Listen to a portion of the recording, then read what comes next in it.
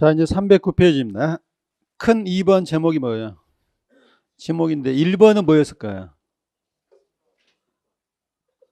더 큰 제목이 뭐였을까요? 해서 다시 잠깐 쉬셨더라도 이렇게 또 목차를 잡고 하시라고요. 토지를 등록하는데 등록의 단위가 뭐고 필지고 등록상으로 아까 1번 뭐 정했어요? 지번 정했고 그 다음에 2번 뭐 정하는 거야? 지목을 어떻게 정할 것이냐 문제야. 자, 지목은 토지를 분류를 하는데 우리나라는 이거에 따라 분류를 합니다. 용도에 따라 분류를 하는데 자, 의에서 수식어에 동그라미 하나 칠 단어를 찾아내 보십시오. 용도는 제가 이야기했으니까 이것도 빠뜨리면 안 된다는 거죠. 무슨 용도? 그러면 설명 없더라도 지목이 토지가 여러 가지 용도로 이용되더라도 그 중에 뭘로? 가장 주된 용도에 따라 지목을 정한다는 거죠. 자, 지목 설정의 원칙이 몇 가지 있어요? 6가지인데 자, 줄 대지 마시고 설명 없이도 들어갈 수 있습니다. 제가 입문서라서 거기다 일부러 설명을 안 깔았거든요. 상상만 하시라고요. 1번 무슨 주의? 지목 법정주의 무슨 뜻이에요? 자, 현재 토지의 용도가 28개밖에 없을까요? 수없이 많겠죠. 하지만 지목을 정할 때는 그 용도에 따라 분류되어 있는 법에 정해진 몇 개 중에 하나로 28개 중에 하나로 정하는 게 바로 뭐가 돼요? 지목 법정주의. 그러면 하나 고민해 보십시오. 새롭게 용도가 탄생했습니다. 그러면 법에 정해진 어디에도 맞지 않을 수도 있잖아요. 혹시 이런 지목 들어보셨습니까? 제가 지난주 지목 28가지를 한번 써오시라고 했었는데 애호라고 한 게 아니고요. 쓰라고만 했었거든요. 잡종기란 지목이 있었어요? 없었어요? 자, 잡종기란 지목이 왜 필요하냐면 혹시 듣보잡 이런 말 하십니까? 뭔 말이야? 듣지도 보지도 못한 게 나오면 잡종기입니다. 왜냐하면 어디에도 속하지 않는다. 여기에 딱 안 맞아 떨어지면 어디로 보내는 게 잡종기로 보낸다고요. 그럼 이 잡종기를 지금 이야기하는 게 애우시라는 게 아니라 지목 법정주의인데 몇 개 중에 하나로만 28개 중에 하나로 가는데 어디에도 안 맞을 때는 뭐로 가는구나? 잡종기로 한다고요. 라고 듣기만 하신다고요. 2번도 외우지 마시고 무슨 원칙? 일필일목 거기다 무슨 설명을 되겠어요? 한 필지는 몇 개의 지목 하나의 지목을 갖는다. 쓸 것도 없잖아요. 단어 보시면 되는 거고요. 자, 3번에다 세모 표시하시고요. 등록 선후 선자에다 동그라미 하시고요. 용도 경중 중자에다 동그라미 하시고 자, 칠판에 그림으로 그릴 테니까 여러분이 대답을 해보십시오. 자, 여기 한강 있으면 한강은 지목이 뭘까요? 우리 지금 첫 시간이죠. 한강은 지목이 하천입니다. 자, 여기에 도로를 놓으면서 여기에 뭘 놨겠어요? 다리를 놨겠죠. 자, 그러면 여기가 지금 문제가 여기는 지목이 하천이냐 도로냐. 우리나라는 한 필지는 몇 개의 지목? 하나의 지목을 가져야 되는데 우리나라는 또 하나 수평 지적이다 보니까 이 부분을 하천으로든 도로든 하나로 해야 되거든요. 자, 여러분이 담당 공무원입니다. 이 부분을 하천으로 할까요? 도로로 할까요? 여러분은 답을 보고 질문을 듣고 계십니다. 등록 선후 어디에 동그라미 썼죠? 선 먼저 있던 게 뭐지 않느냐? 하천이니까 여기가 먼저 하천이고 나중에 도로니까 이 부분을 뭘로 하자? 하천으로. 그래서 지적도를 보면 이렇게 하천은 뭐하고 연속되고 도로는 단절되게끔 나온다고요. 근데 또 하나 용도 경중이 있잖아요. 여기가 도로인데 여기에 새롭게 동해안 고속철도가 놓였습니다. 그러면 철도 용지인데 여기하고 여기가 지목이 중복이 되잖아요. 등록 선 후에 따르면 뭐가 돼요? 도로가 돼야 되는데 좀 꺼림칙하지 않습니까? 뭐가 훨씬 더 중요해?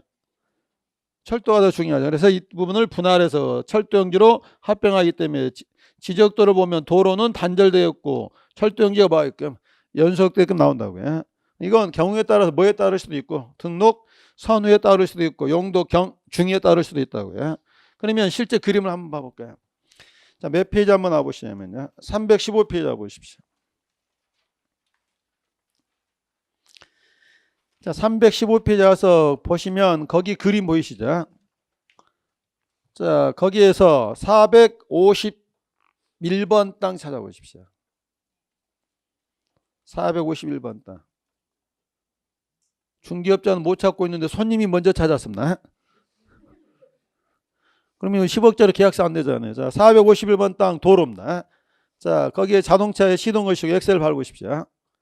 자동차가 핑 지나갔을까요? 거기 또랑으로 퐁 빠졌을까요?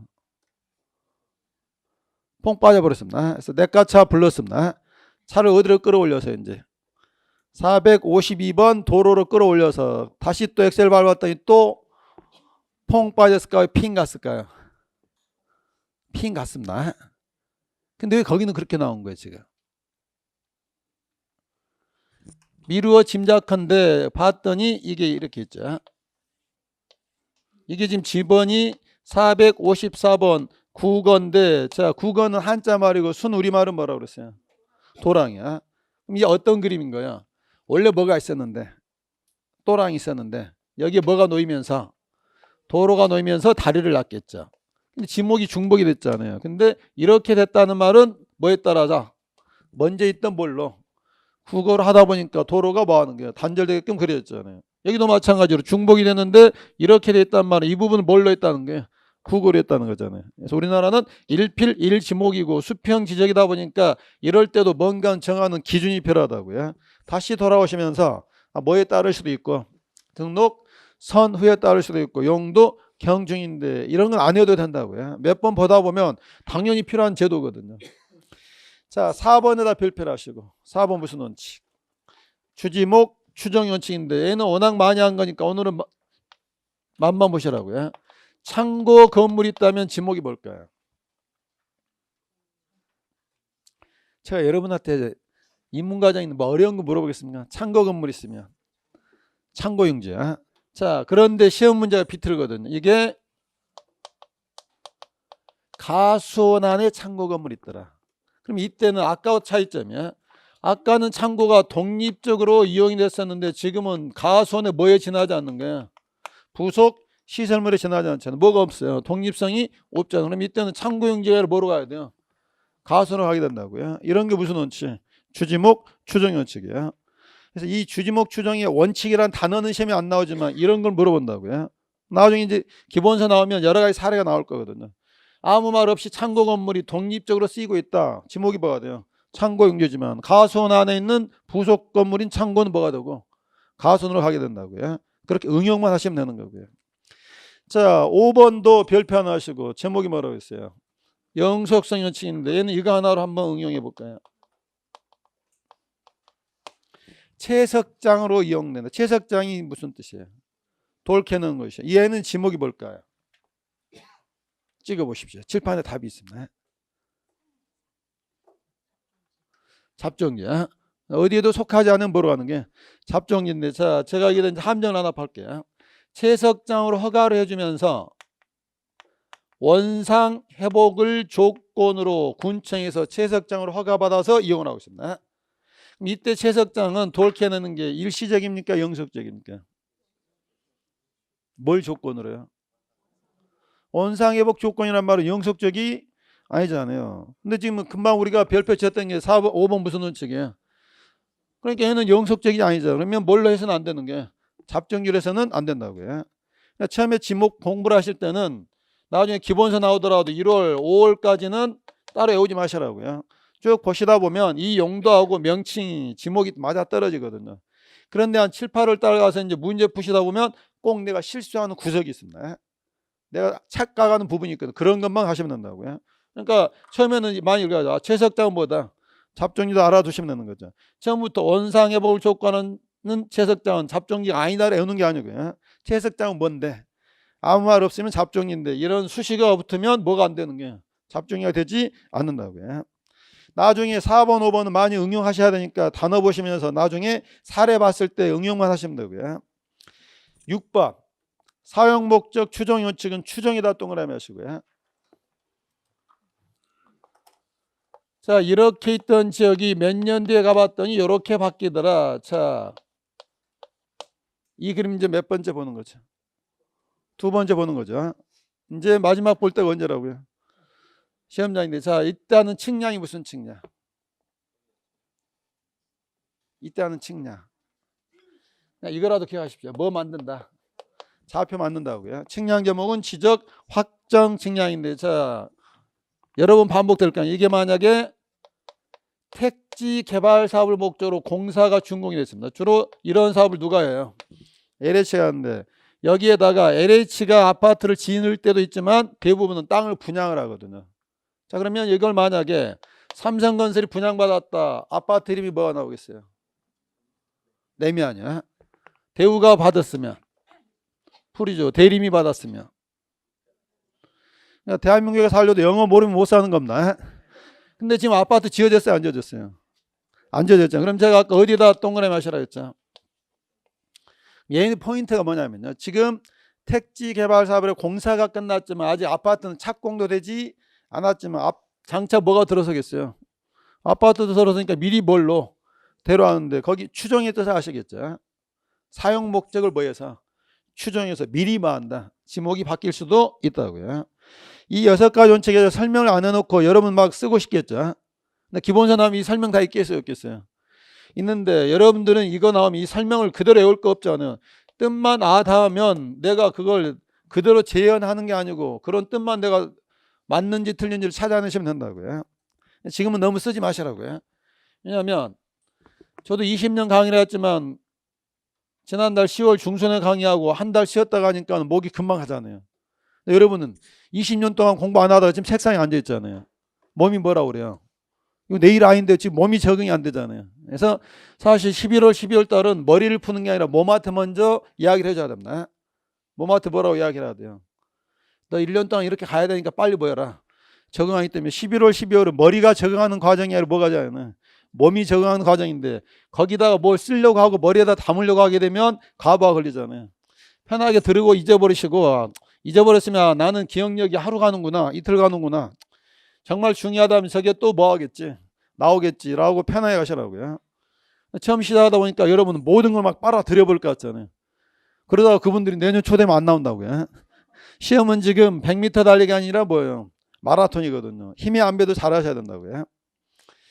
자, 그 밑에 가로 3번 보시면 숫자 2단어 동그라미 하십시오. 몇 개에서 출발했다가 18개에서 출발했다가 사회가 발전할수록 용도가 다양화되잖아요. 지금 몇 개가 있다? 28개. 가볍게 눈도장 찍으시고요. 그 밑에 지목의 분류도 시험에 나오는 거 아닙니다. 근데 같이 한번 읽어볼게요. 농경지라고 볼 수 있는 지목이 뭐가 있다? 전답, 가소, 목장용지. 2번은 별표를 하시고 임야라는 지목과 잡종기라는 지목은 여러분을 괴롭히는 지목입니다. 몰라서 하는 게 아니라 거기 헷갈리는 게 꼭 2개가 섞여 있거든요. 그렇게 별표만 쳐두시고요.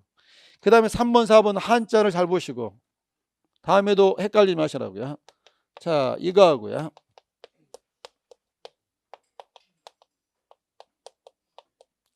이게 무슨 유자예요? 흐를 유자예요. 물이 흐르거나 흐를 것으로 예상되는 땅이 있으면 지목이 뭐가 되는 거예요? 하천이고 규모가 작을 때는 뭐가 돼요? 국어인데 국어 옆에다 한마디 그냥 대충 써놓으십시오. 정성 들여 쓰지 마시고요. 순 우리말로는 뭐라고 썼는데? 도랑이요. 도랑이라고 쓰고 읽을 때 뭐라고 읽어요? 또랑이라고 읽는다고요. 그게 뭐다? 국어인 거예요. 그거. 그 다음에 여기 유자는 무슨 유자예요?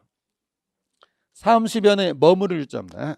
아까는 뭐였죠? 물이 흐르면 하천과 국어인데 여기는 물이 흐르는 게 아니라 물이 머물러 있다고요. 뭐가 있겠어요? 저수지, 연못 이런 게 뭐가 됐나?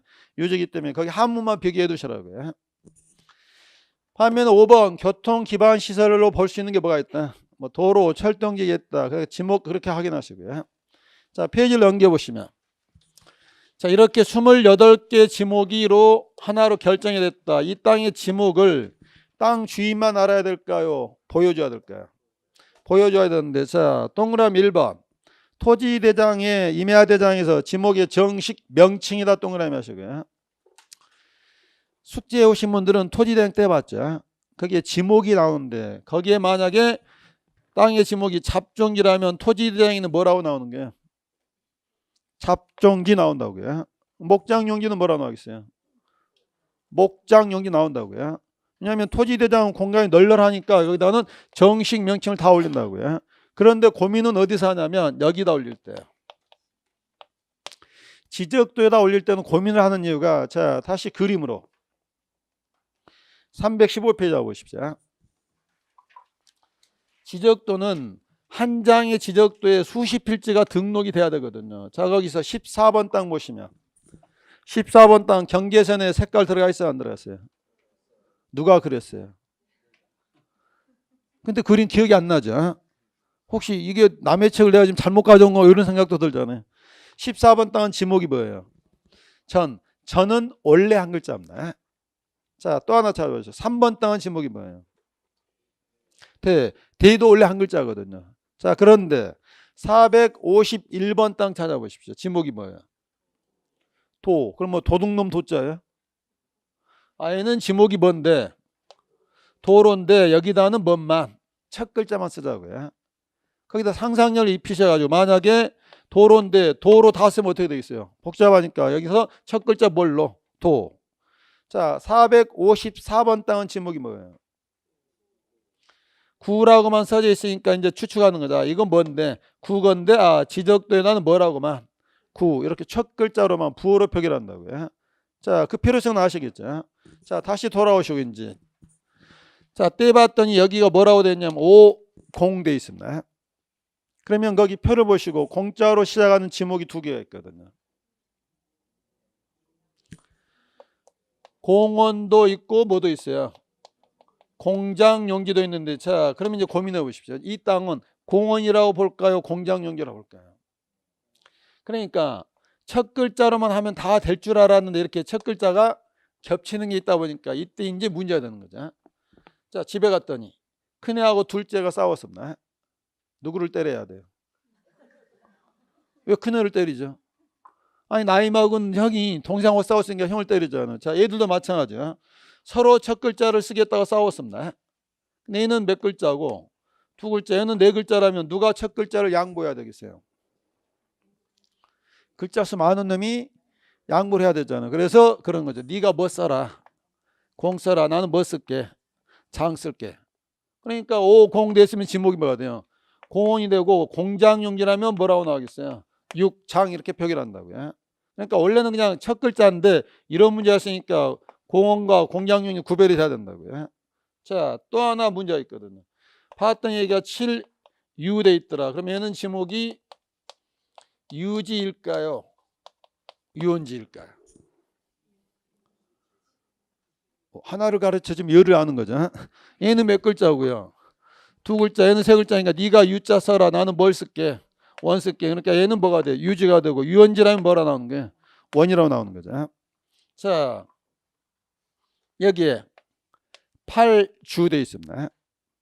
근데 주로 시작하는 게 두 가지인데 이 주차장과 주유소 용지는 가장 최근에 신설된 지목입니다. 2001년도에. 그럼 그전은 없다가 막내들이거든요. 자, 이 경우에는 좀 바뀌어야 됩니다. 아까처럼 가게 되면 문제가, 자, 얘는 세 글자, 얘는 다섯 글자니까 네가 주 써라. 내가 유 쓰게 되면 누가 한 대를 때립니다. 누구한테 한 대 맞는 거예요? 아니, 내가 이렇게 쓰고 있는데 네가 지금 나하고 한판 해보자는 소리냐? 그래서 이번에는 바꾼 거죠. 내가 두 번 양보했으니까 이번에는 네가 뭐 써라? 주 써라. 그리고 주차장을 뭘로 쓰는 거예요? 자로 쓰기 때문에 8주 됐으면 지목이 뭐가 돼요? 주유성지가 된다고요. 자, 그래서 이렇게 세 가지인데 이거 지금 안 해도 됩니다. 워낙 많이 할 거기 때문에 배경만 잡아두시는데 교재 보시면 니은번에 다만에다 별표를 하시고 제가 설명하지 않은 게 하나가 있죠. 지금 하천의 천이야. 자, 그러면 하천에는 하가 아니라 뭘로 표기를 하는 거예요? 천으로 하는데 왜 하천은 천으로 갈까요? 하로 시작하는 지목이 있을까요? 없을까요? 없습니다. 여기는 역사가 있습니다. 이 지목을 이렇게 처음 표기한 때가 일제 식민지 시대인데 그 당시는 지목 표기를 할 때 한글로 했을까요? 한문으로 했을까요? 한문으로 했겠죠. 그때 이제 정할 때 하는 삼수변의 가짜 두 글자인데 천은 그냥 우리 막말로 짝대기 세 개잖아요. 하천은 지적도 나타날 때 뭘로 한 거예요? 네 천자를 썼다고요. 근데 이제 이게 1975년에 전부 다 한글로 바뀌었거든요. 근데 이제 와서 새삼스럽게 이걸 전부 다 하로 고칠 필요는 없잖아요. 그래서 하천은 그런 역사적 배경 때문에 여전히 뭘로 표기라는 게 천으로 표기를 한다고요. 이건 매년 시험에 나옵니다. 그런다고 긴장할 거 없다고요. 이게 정말 매년 시험에 나온다면 시험장 가기 전까지 10번은 듣게 된다고요. 오늘 뭐만 기억하시냐면 지적도에도 지목이 나오더라 안 나오더라. 나오는데 여기는 다 못 쓰니까 뭘로 쓰는 게 원칙인데 첫 글자라는 게 원칙인데 두 번째 글자로 표기하는 것도 있더라고요. 그랬더니 또 짝꿍이 내일 와서요. 두 번째 글자로 표기하는 지목 4가지를 이야기해봐라. 라고 하면 뭐라고 대답하시면 된다고요. 몰라. 눈 감고는 모르는데 눈 뜨고는 말한다. 구별할 수는 있는데 만약에 이대로 시험장 한 번도 안 보고 간다면 찾는데 너무 시간이 오래 걸리잖아요. 이런 걸 계속 반복하다 보면 9월 달에는 1초면 봐는 게 찾아지는 거지. 지금부터 1초 만에 찾을 필요는 없다고요. 그럼 배경만 잡아두시라고. 자, 이렇게 이제 지목 정했으면 이제 세 번째 정할 게 이제 큰 3번 타이틀이 바뀌었죠. 뭣도 정하자. 경계를 정하는데 거기 가로 1번에 동그라미 1번 읽어보시고요. 거기서 말하는 경계는 담장을 말한다, 선을 말한다. 지적법 시험에 말하는 경계는 이거야. 자, 경계점 간의 최단거리 뭘로? 직선으로 연결해 등록하면 뭘 말한다? 선을 말한다는데. 자, 민법 지금 수업 2번 하셨습니까? 어디까지 하셨어요? 대리 들어갔습니까? 반사의 질서행위, 통정의 표시. 이렇게 수업 시간에 선생님이 질문하는데 대답 안 하는 건 반사의 질서입니다. 선량한 풍속에 반하는 질서잖아요. 자, 아직 안 들어갔는데 민법 미리 하나 예습해 드릴게요. 여기는 갑의 땅이고 을의 땅인데 두 사람 사이에 경계를 알 수 있도록 담장을 쳐놨습니다. 이 담장은 갑의 것일까요? 을의 것일까요? 찍어보십시오. 법이라는 게 우리 상식에 어긋나면 안 되잖아요. 우리 상식에 부합을 하는데 물론 그런 상식에 이제 약간 어긋나거나 예의적인 것들이 이제 중요하고 시험에서 기억을 하셔야 되는 거고요. 담장은 갑의 것일까요? 을의 것일까요? 공유로 추정합니다. 아니 이건 누구 것도 아니니까 양쪽 것 두 사람 것 봐도 공유로 추정하잖아요. 자, 민법에 가면 물권법 쪽에 이런 말이 있어요. 상린관계라고요. 쓰지 말고 단어 그대로 풀면 무슨 말이야. 서로 이웃한 사람 간에 이런 게 조절해야 되잖아요. 자, 여기 나무가 있는데 가지가 담장 넘어서 우리 집 넘어옵니다. 갑이 확 잘라버릴 수 있어요, 없어요? 문제 되잖아요. 자, 이 집 뿌리가 담장 밑으로 넘어옵니다. 잘라버릴 수 있어요, 없어요? 이런 게 민법에 나온다고요. 이런 게 바로 뭐 하는 게요? 상린관계. 쉬운 말로 그냥 이웃집간에 뭐 하는 게 이런 관계를 조절하는 규정이 필요하다고요. 근데 거기 가게 되면 이게 나오거든요. 가지 자를 수 있는지 없는지는 나중에 민법책 보시고요. 이 담장은 뭐 한다? 갑과 을의 공유로 추정을 합니다. 추정한다는 말은 또 무슨 뜻이 있게 되냐면 갑이 나는 담장을 유럽식 담장으로 좀 더 멋있게 하고 싶다. 했더니 갑이 내가 그럼 돈 더 되겠다.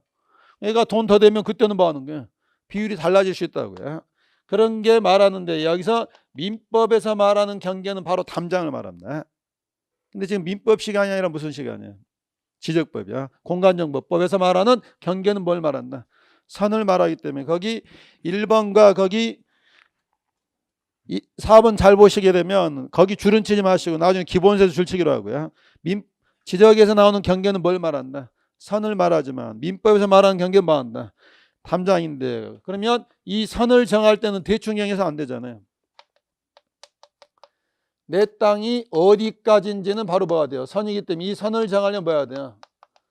측량을 통해서 결정해야 된다고요. 자, 밑에서 네 번째 줄 지적 측량에다 동그라미 크게 하시고요. 수없이 듣게 될 말입니다. 경계선을 정할 때는 대충 자대고 긋지 말고 뭐해서? 지적 측량에서 정하라고요.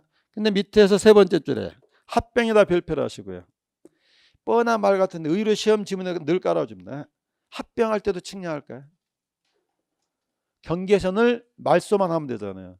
면적도 측정하는 게 아니라 더하기만 하면 된다고요. 그럼 거기서 지금 제가 강조하자 말은 경계를 정할 때는 뭐 하는 거지만 측량하지만 뭐 할 때는 합병은 뭐의 대상이 아니다. 지적 측량 대상이 되는 것은 아니다고요. 자, 해서 그렇게 이제 측량을 하지만 합병 안 하는데, 자, 측량해서 선을 올렸습니다. 그런데 우리가 말하는 소유권에 미치는 범위는 경계선인데 여기다 담장이 없으면 내 땅이 어딘지를 모르잖아요. 그래서 경계를 어디에다? 지상에다 표시를 해줘야 된다고요. 오른쪽 가서 보시면 가로 3번에 동그라미 1번 별표 크게 하시고요. 무슨 뜻인지 먼저 감을 잡아 보십시오.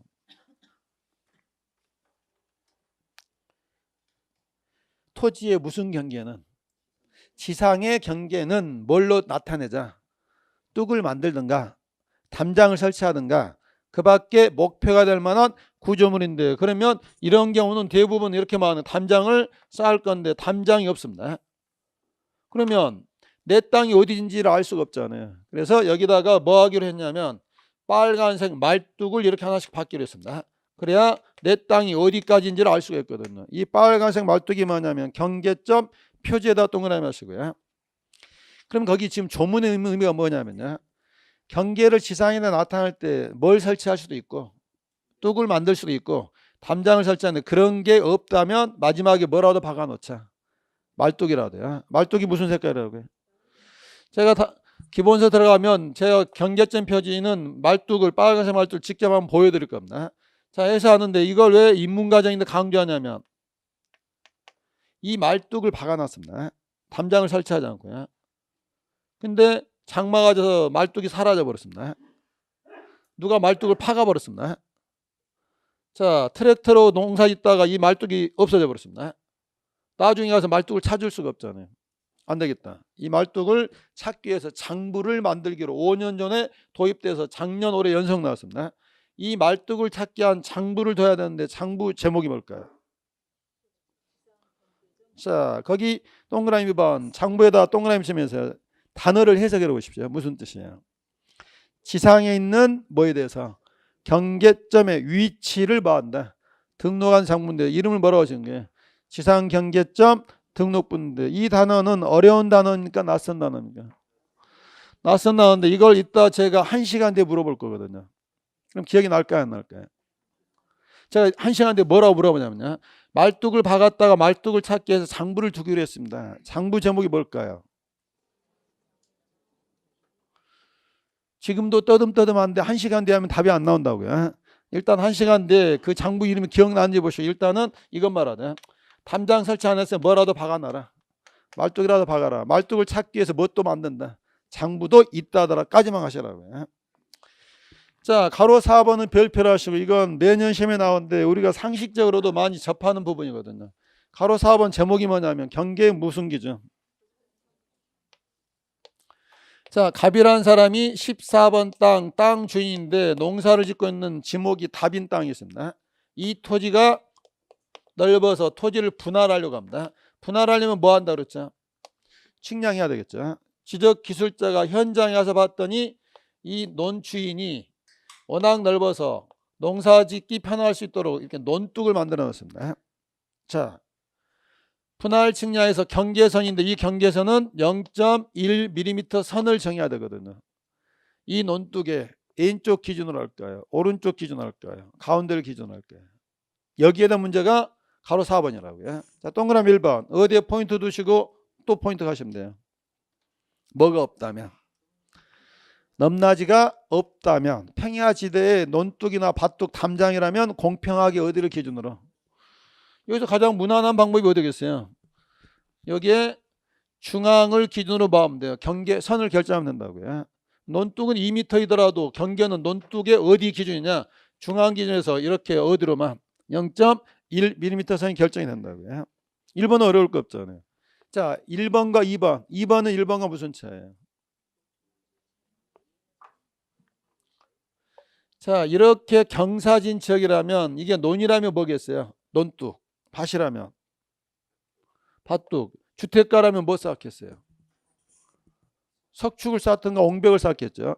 이 토지를 분할하려고 합니다. 그러면 이 토지를 분할할 때는 이 논뚝이나 석축에 어디를 기준하는데 우리 책에 보니까 2번 넘나지가 있을 때는 어디 기준이다? 하단부. 그러면 어디라는 거야? 여기를 경계 설정 기준으로 삼는다고요. 그래야 어디가 보호가 되는, 위에 토지가 보호가 되잖아요. 그럼 이걸 오늘 첫 시간이니까 반대해석해 봅시다. 만약 이 경우에 상단부를 기준으로 두 필지의 분할의 경계를 잡는다면 문제점이 뭐겠어요? 처음에는 다 갑의 땅인데 이 땅은 을한테 넘어가고 이 땅은 누구한테 넘어갔다? 병한테 넘어갔다. 그렇게 된 지 한 20년 됐다. 을이라는 사람이 땅을 샀는데 지적도를 보더니 내 땅이 어디까지라고요? 저 논두개 꼭대기까지야. 그럼 무슨 생각이 들겠어요? 저 땅을 뭐하면 이렇게 깎아내면 내 땅이 얼마나 넓어지겠어요? 그럼 얘는 좋은데 누가 같은 문제였죠?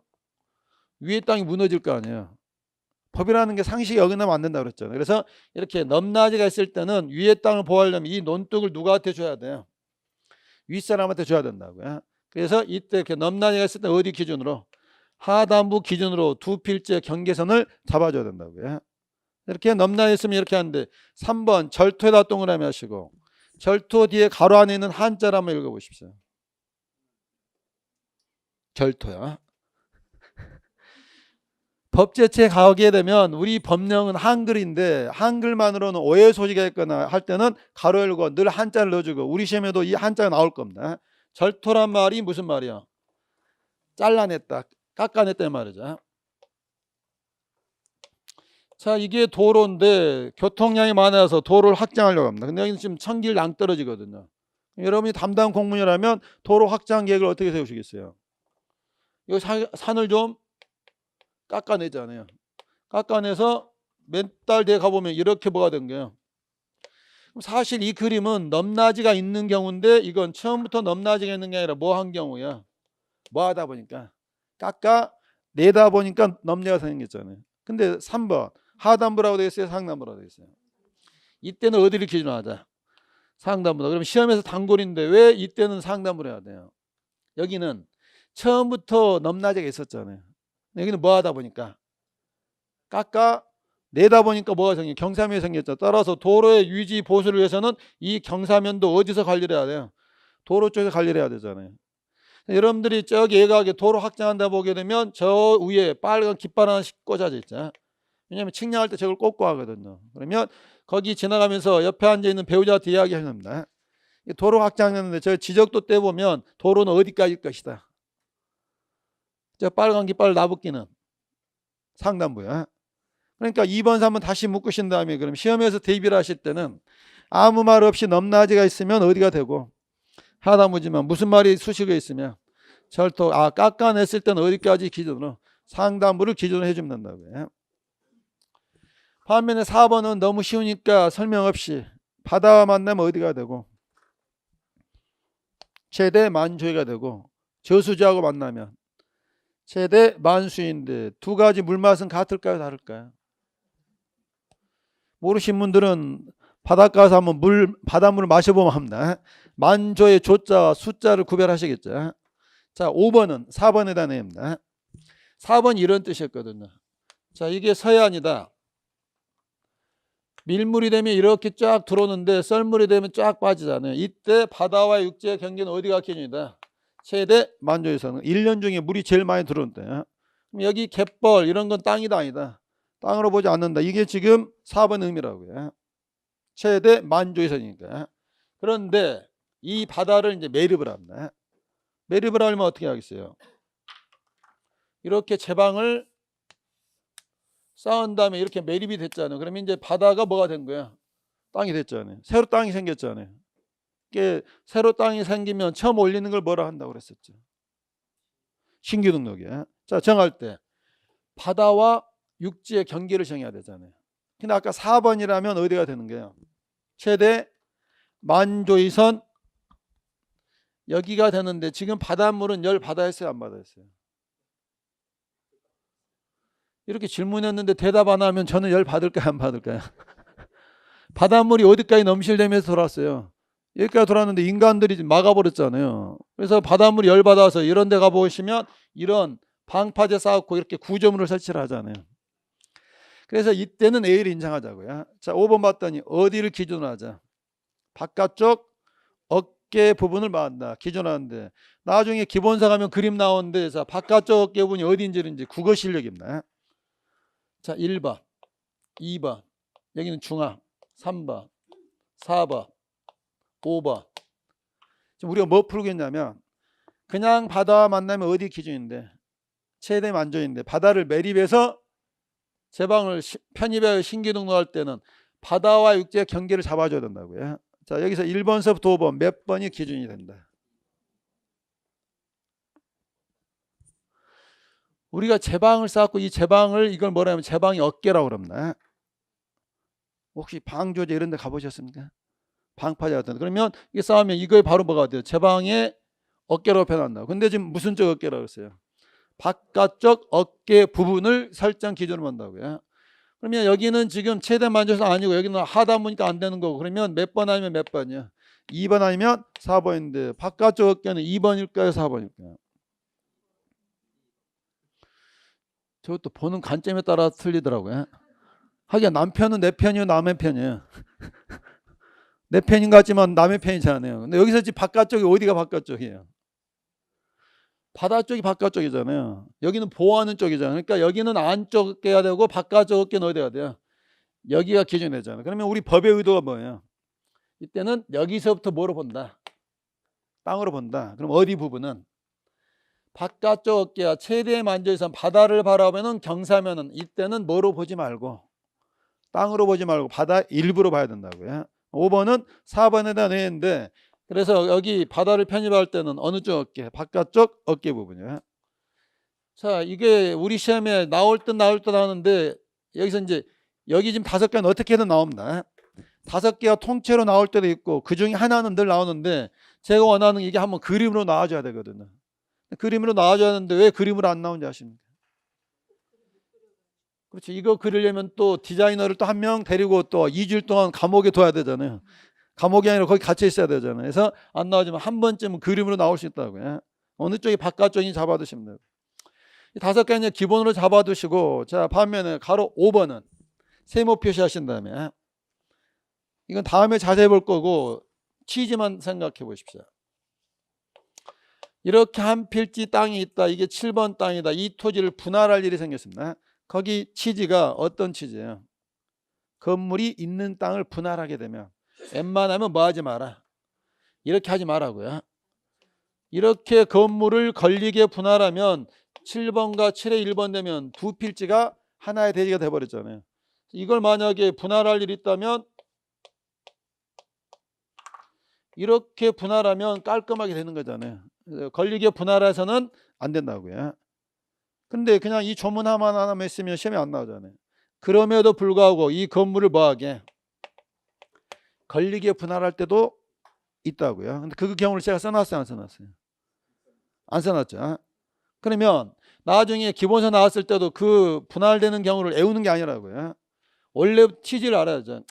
복잡하니까 건물이 있으면 이렇게 분할해야지 뭐 해서는 안 된다. 걸리게 분할해서는 안 되는데 나중에 이제 기본서 나오면 나올 거거든요. 그럼에도 불구하고 뭐 할 수 있다. 걸리게 분할할 수 있는 게와 나온다고요. 4개가 있는데 그러면 그거 나올 때 여러분은 또 그냥 외우는 게 하시면 안 된다고요. 왜 기껏 걸리게 분할하지 말아게 놓고 걸리게 할 수 있을까? 걸릴 만한 이유를 여러분들 봐야 돼요.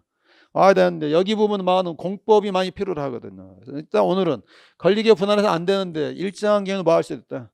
걸릴 수 있는데 그럴 때는 그럴 만한 뭐가 있어야 된다. 이유가 있어야 된다. 그 느낌을 받으시면 된다고요. 자, 여기까지 뭐 정했어요? 경계. 그럼 경계 정했으면 이제 마지막으로 뭐 나오겠어요? 면적을 정하는데 1번 의 보시면 동그라미 칠 단어가 하나 나옵니다. 실제 면적이다, 수평 면적이다. 실제 면적이 아니라 뭐다?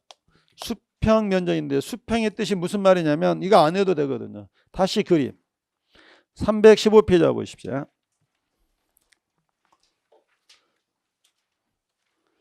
거기 14번 땅 보시면요. 14번 땅은 평평한 땅일까요? 경사진 지역일까요? 경사져 보인다고 말할 수는 있지만 단언할 수는 없죠. 우리나라 무슨 지적이라는 게 실제 땅은 이렇게 되어 있더라도 우리는 평면상이 나타내잖아. 그러면 우리 지적 공부에 나오는 면적도 무슨 면적이 아니라 실제 면적이 아니라 바닥 면적이 될 수밖에 없잖아요. 그걸 잡아주기 위해서 다시 돌아오시면 지적에서 면적을 정의를 할 때는 무슨 넓이를 말한다? 수평 면상의 넓이라고 표현한다고요. 자, 그 다음에 그 밑에 이제 표가 다시 나오는데, 가로 2번은, 자, 이거 하나 봐보시면요. 자, 이게 100평짜리 땅이었는데, 이 평을 쓰다가 우리나라는 1975년에 면적을 미터법으로 바뀌었습니다. 그럼 이제 고민 하나 해보십시오.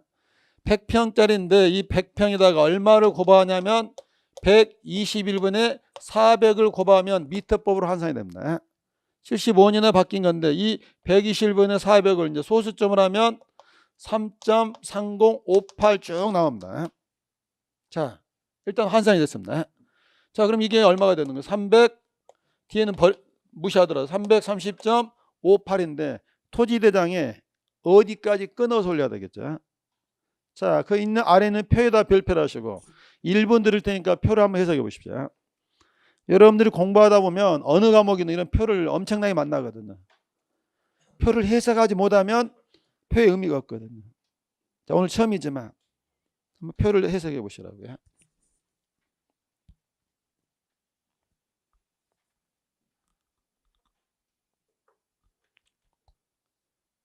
책을 던지는 분이 또 몇 분 계시는데 괜찮습니다. 던져도. 어디다 던지라고 그랬죠? 벽에다 던지지 말고 침대다. 다시 주워 와야 되는데. 자, 해석이 됐습니까? 자, 우리나라는 정밀도에 따라 나눕니다. 일반적인 경우에는 소수점 안 보이게끔 어디까지만 이리저리까지만. 그러면 이게 가장 많은 1200분의 1이라면 여기는 어디까지만 올려주자는 게 330까지만 올라간다고요. 그럼 뒤에 남아있는 숫자가 있잖아요. 이 숫자를 어떻게 할 거냐는데 이때 얼마 기준으로 0.5 미만이면 뭐하고 버리고 0.5를 초과하면 반올림하고 0.5일 때는 끝자리가 짝수냐 홀수냐 따지는 거죠. 자, 반면에 가장 정밀한 지역은 바로 이게 있는 지역이거든요. 차표가 있거나 그 다음에 600분의 1도 일제시대 때 가장 정밀한 지역입니다. 이 지역은 땅값이 좀 있는 지역이잖아요. 그래서 더 정밀하게 하기 위해서 저는 이리자리가 아니라 어디까지? 0.1자리까지 올려준다고요. 그러면 이리자리일 때 얼마 기준으로 단수 처리했어요? 0.5인데 여기는 얼마 기준이겠어요? 0.05 기준으로 하고 이게 그대로 마음 돼요. 준용이 된다고요. 자, 그러면 두 가지 나눠서 사례를 1200분의 1 지역에서 한 필지 면적을 계산했더니 123.4가 나왔다. 토지대장에 등록할 면적은 얼마인가? 축척이 얼마라고요? 1200분의 1. 라인을 잘 그어야 되겠지. 어디까지? 123까지. 남아있는 숫자는 얼마예요? 4 그러면 안 되죠. 0.4가 단수인 거죠. 0.4는 얼마 미만이에요?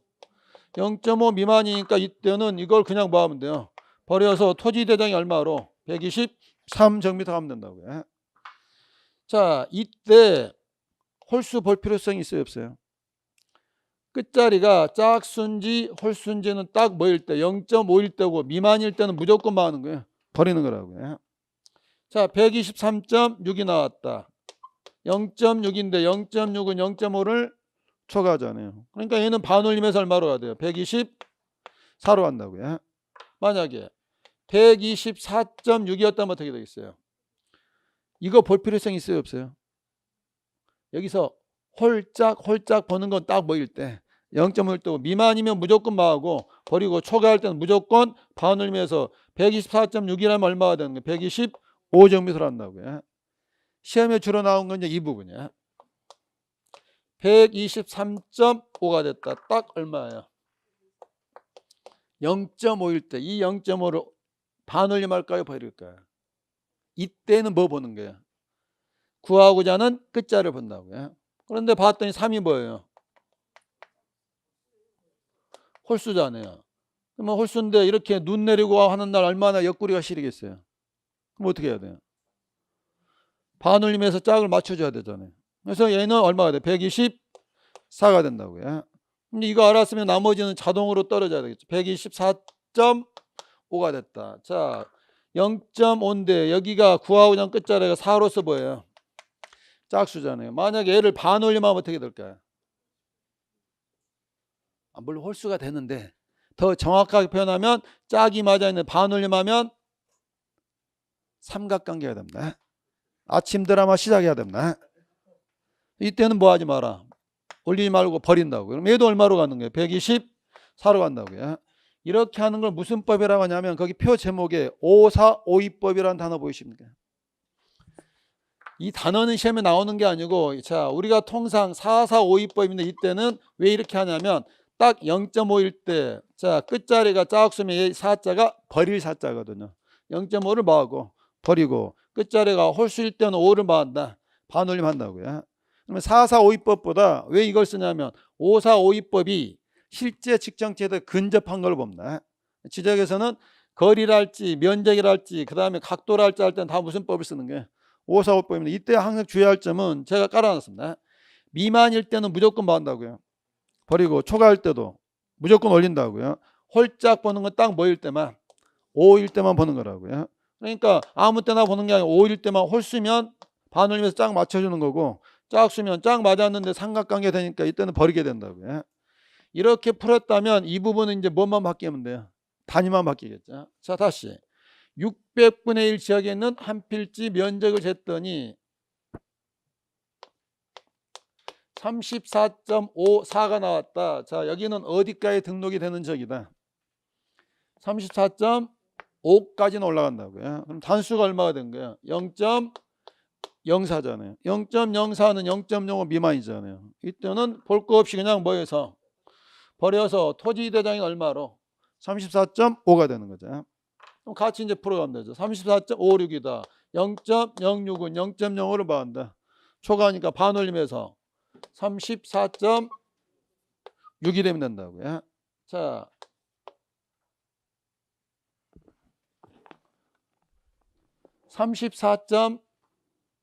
(34.55가) 나왔다. 이제 얼마인 거예요? 0.05인데 얘가 뭐예요?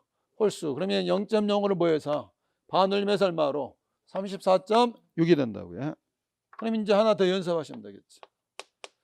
34.65가 나왔다. 0.05다. 이때는 뭘 봐야 된다고요? 구하고자 하는 끝자리야. 6이 뭐예요? 짝수니까 0.05 버려서 얼마로? 얘도 34.6이 된다고요. 그래서 여기 단수 처리 부분은 결코 어려운 게 아닌데 나올 때 뭐만 주의하면 되냐면 먼저 뭘 파악해야 돼요? 축척을 보시게 되면. 그래서 이렇게 단수 처리 문제는 우리 시험에 2년에 한 번꼴로 내줍니다. 근데 작년에 나오고 올해 안 나왔습니다. 내년에는. 그렇게 된다고요. 자, 이렇게 단수 처리하는데 이거 하나 얘기해 볼게요. 100평짜리 땅을 뭐 한다? 이제 75년에 미터법 바뀌었다고요. 그러면 면적이 얼마로 바뀌었어요? 이 지역이 얼마라면 1200분의 1이라면 얼마로 바뀌었어요? 330.58. 단수가 얼마예요? 0.5입니까? 0.58입니까? 단수라는 게 기준 밑에 있는 숫자니까 단수는 얼마가 돼? 0.58이잖아요. 0.58은 0.5입니까? 0.5를 초과합니까? 초과하잖아요. 그래서 이거 볼 거 없잖아요. 그래서 일단 반올림해서 얼마로? 330.6이 되는 거죠. 아니. 여기서 반올림하니까 얼마가 되는 거예요? 331제곱미터가 된다고요. 근데 이게 만약에 어디 있다면 600분의 1 지역이 있다면 라인을 다시 해야 되겠죠. 600분의 1이라면 어디까지 올라가는 거예요? 330.5까지 가는 거죠. 단수는 얼마가 되고 0.08인데 0.08은 0.05를 초과하니까 이거 볼 거 없이 반올림해서 얼마로? 330.6이 된다고요. 자, 그러면 지난주 배운 것 중에 양입지 제한 사유 중에 종된 땅이 330제곱미터를 초과하면 양입이 제한된다고 그랬거든요. 그러면 여기서 이게 만약에 100평짜리면 330제곱미터를 초과합니까? 330제곱미터입니까? 여기서도 얼마가 되고 331이고 여기서도 얼마가 돼요? 330.6이 되니까 100평짜리는 330제곱미터를 초과하잖아요. 그럼 뭐가 숨어 있는 거죠? 종된 땅이 얼마라면 100평짜리는 뭐 하지 마라? 양입하지 마라. 왜냐하면 100평짜리라면 얼마든지 독립한 용도로 쓰일 수가 있다고요. 우리가 평에서 뭘로 바뀌었어도 미터포로 바뀌었어도 그렇게 평의 흔적이 좀 남아 있다고요. 그래서 이렇게 면적의 단수 처리 부분은 결코 어려운 게 아니기 때문에 먼저 뭐 구별하시고 축척 구별하시고 보통은 이르 자리까지만 땅값 좀 있으면 어디까지? 소수점 한 자리까지 가게 되고 545법을 적용하시면 된다고요. 자, 거기 잘 보시고 페이지 넘겨보시면 가로 3번 면적 측정 대상은 눈으로 가시다가 합병에다만 별표를 해보십시오. 합병은 아까 뭐 하지도 않나 그랬죠. 측량할 것도 없고 면적은 재는 게 아니라 더하기만 하면 된다고요. 가로 4번은 줄대지 마시고 이건 어려운 말이니까 면적을 재는 방법 두 가지인데 이건 5월 달에 봐도 되고 일단 면적 잴 때는 두 가지가 있다는 것까지만 보시면 되고요. 잠시 쉬었다가 3장 지적 공부를 보도록 하겠습니다.